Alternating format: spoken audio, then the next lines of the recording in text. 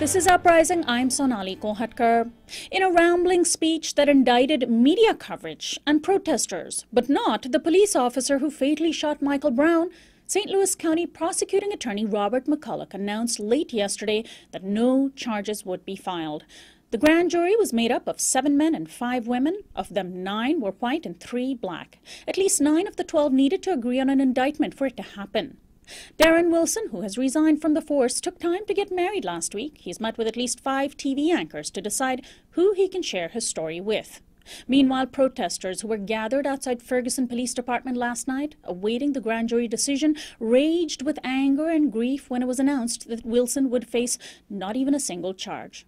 More than 24 buildings and even some police cars were set alight. Fires burned all night and gunshots were heard. Police arrested more than 60 people. Across the country, solidarity marches were held. In Los Angeles, where this program is produced, protesters blocked the 110 freeway and attempted to block the 10. In Oakland, hundreds of people blocked the I-580 and many other streets. In New York, more than 1,000 people marched in Upper Manhattan, blocking bridges.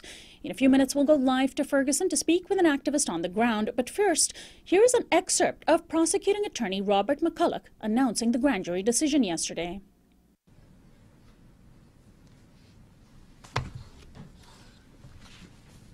The law authorizes a law enforcement officer to use deadly force in certain situations. The law also allows all people to use deadly force to defend themselves in certain situations. So the grand jury considered whether Wilson was the initial aggressor in this case, or whether there was probable cause to believe that Darren Wilson was authorized as a law enforcement officer to use deadly force in this situation, or if he acted in self-defense. The duty of the grand jury is to separate fact from fiction. After a full and impartial and critical examination of all the evidence in the law, and decide if that evidence supported the filing of any criminal charges against Darren Wilson. They accepted and completed this monumental responsibility in a conscientious and expeditious manner. It is important to note here and say again that they are the only people who have heard and examined every witness and every piece of evidence. They discussed and debated the evidence among themselves before arriving at their collective decision. After their exhaustive review of the evidence, the grand jury deliberated over 2 days, making their final decision. They determined that no probable cause exists to file any charge against Officer Wilson and returned a no true bill on each of the 5 indictments.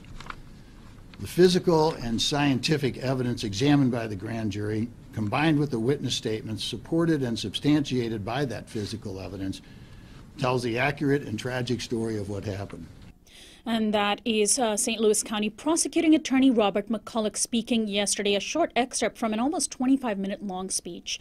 We now go live to Ferguson, Missouri to speak with an activist named BGyrl for Life. She runs the website handsupdon'tshoot.com. She's been on the streets of Ferguson all summer and yesterday evening participating in the marches and demonstrations. She joins us on the phone. Welcome to Uprising, BGyrl. Hi. Thank you for having me. Thanks so much for joining us. Can you tell us what happened yesterday through your eyes as you've been out on the streets? What has the atmosphere been like? What are people feeling? What are you feeling this morning?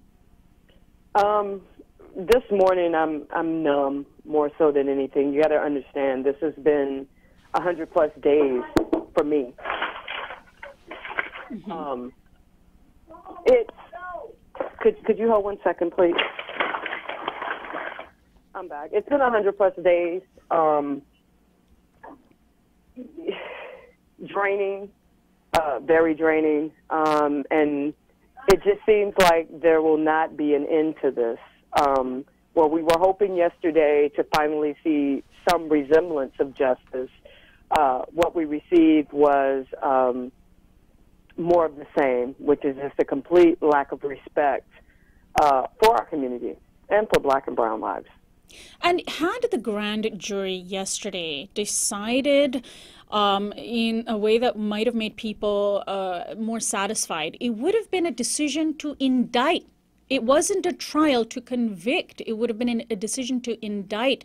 And there would have, had that decision been made, there likely would have been a trial. And he probably still would have gotten off scot-free. But the fact that there hasn't even, essentially there was a decision made not to even have a trial. How do you respond to that?